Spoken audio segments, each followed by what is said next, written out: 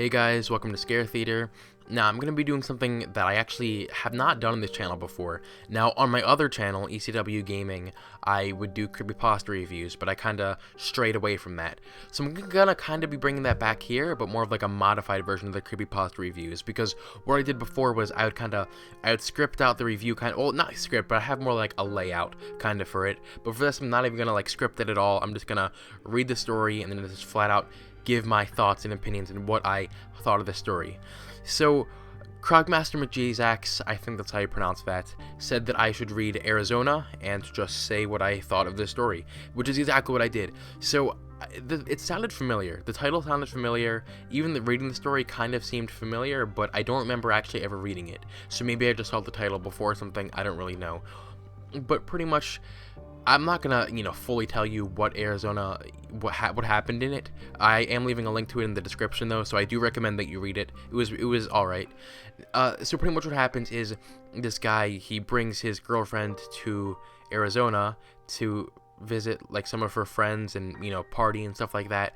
So on this road trip, I'll call it, they encounter a gas station. The author of the story, he gets out of the gas station, which is he gets out of the car, goes to the gas station, which is completely deserted. So he walks inside, he goes into the basement of this gas station, and a monster type thing, I'll call it a monster, attacks him. He runs out of the gas station terrified, obviously, gets his girlfriend in the car, tells her to drive, and then they leave. And he tells her what happened, and then she says that, whoa, this is strange. She starts actually crying because before he went to the gas station, she saw a man, a father, and the daughter, and they were both staring at her weird. But at the time, she just played it off as, kind of like a trick of the mind. But anyways, if this scared her, they left. But as they were driving, they kind of kept coming across the gas station. They kept coming past it, and as they'd go past the gas station, they would see the two figures at the gas station getting kind of closer each time. So fast forward a little bit, they make it to the girlfriend. Her name is Katie. They make it to Katie's friend's house. They're inside the house, and pretty much ever since they've been there, Katie has been a wreck, hiding in the closet, he said, crying, all this kind of stuff like that. And pretty much he goes into great detail. Well, he goes into detail about a lot of the creepy stuff that's been happening ever since this incident. And at the end, he says that, he's just been praying and wishing that he never went into that gas station or whatever. That's pretty much how it ends. It ends really, ambiguous like that. So what I thought of the story was, I wasn't really crazy for the story. I didn't really like it that much. I didn't dislike it though either. Pretty much, I guess from the beginning, it really does jump into it pretty fast.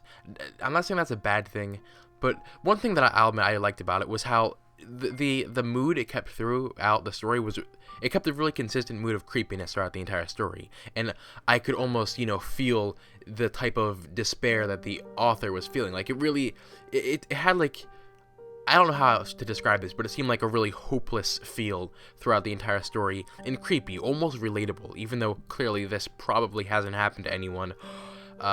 It's almost still in a way relatable, where if you can just think of a time where you felt like, honestly, like scared in the most like hopeless way, I feel like it almost relates like that. That's how I kind of felt when reading it. It was really a really relatable, creepy mood that it gave off. But one thing that I kind of didn't like about it, well, one thing that I didn't like at all was that it seemed really rushed throughout the entire story. Like, at the beginning, it's very short paragraphs, really, throughout the entire thing. And they just switch in between different things, like, really quickly. Like, first, he brings the girlfriend, to a friend's, or they're going to a friend's house in Arizona or something like that. And then, before the gas station, they pass by another place, I forget, but he sped past that really quickly.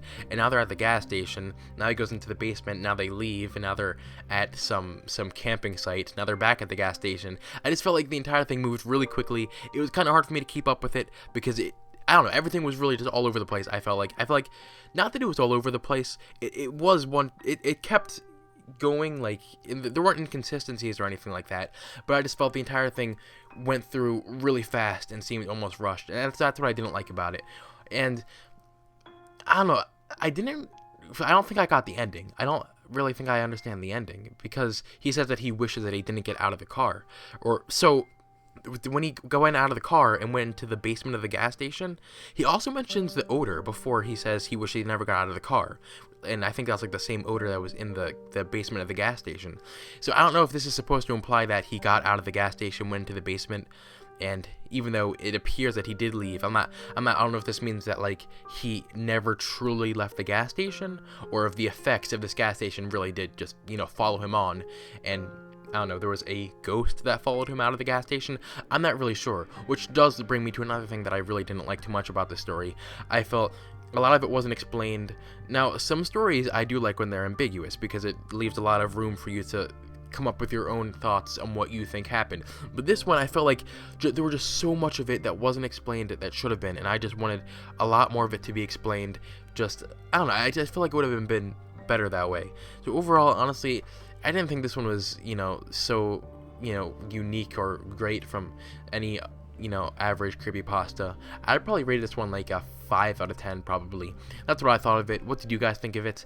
And if this is something that you would like to see, just leave other creepypastas you would like me to read and share my thoughts on. And if you don't really care too much for the series, then I don't know, comment something anyways. That is it, guys. I will see you on the flip side.